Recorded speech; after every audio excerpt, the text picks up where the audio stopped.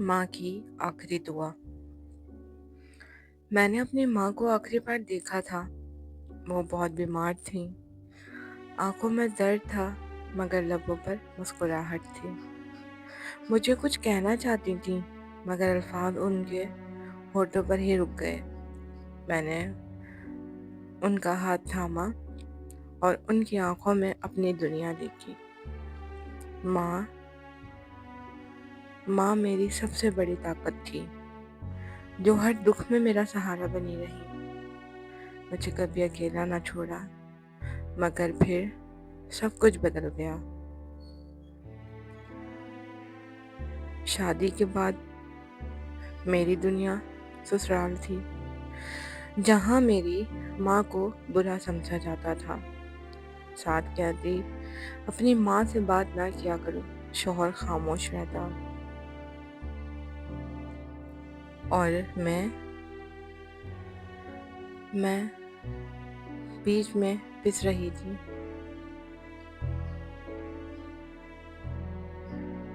माँ रोज फोन करती। पता नहीं क्यों मुझे आवाज थकी थकी सी होती,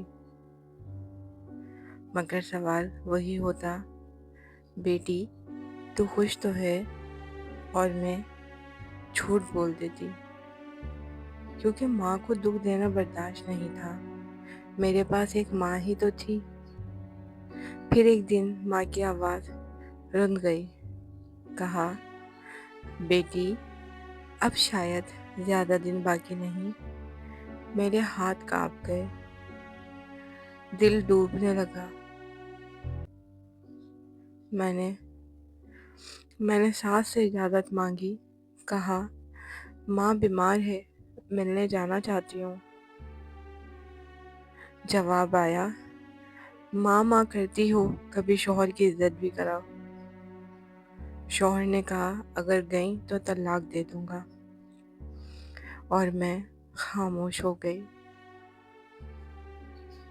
दिल चीख रहा था, ज़मीर कुचल रहा था, मगर मैं बेटी होने का हक ना अदा कर सकी। फिर एक रात फ़ोन आया कि माँ की हालत बहुत बिगड़ गई है। अब सांसें उलझने लगी थी। मैं सब छोड़कर भागी। 12 बजे रात माँ के दरवाजे पर पहुंची। दरवाज़ा बंद था। अंदर से सिसकियाँ आ रही थीं। और फिर मैंने दरवाज़ा पीटा।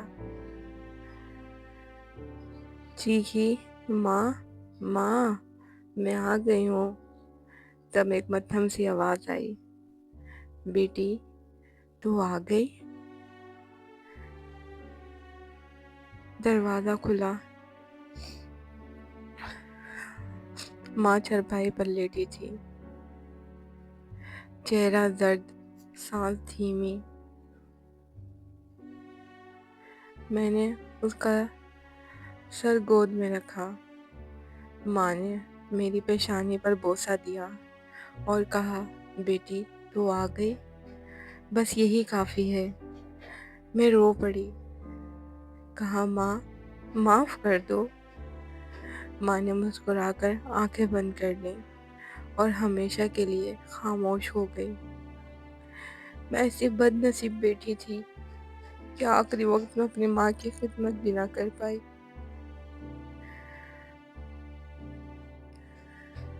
और वो इस दुनिया से चली गई। इसीलिए कहते हैं, माँ सिर्फ जन्म नहीं देती, वो मरकर भी बेटी को जीना सिखा जाती है। उम्मीद करती हूँ आपको मेरी ये स्टोरी पसंद आई होगी। अगर पसंद आई हो तो प्लीज़ चैनल को लाइक, सब्सक्राइब और शेयर करना मत भूलिएगा।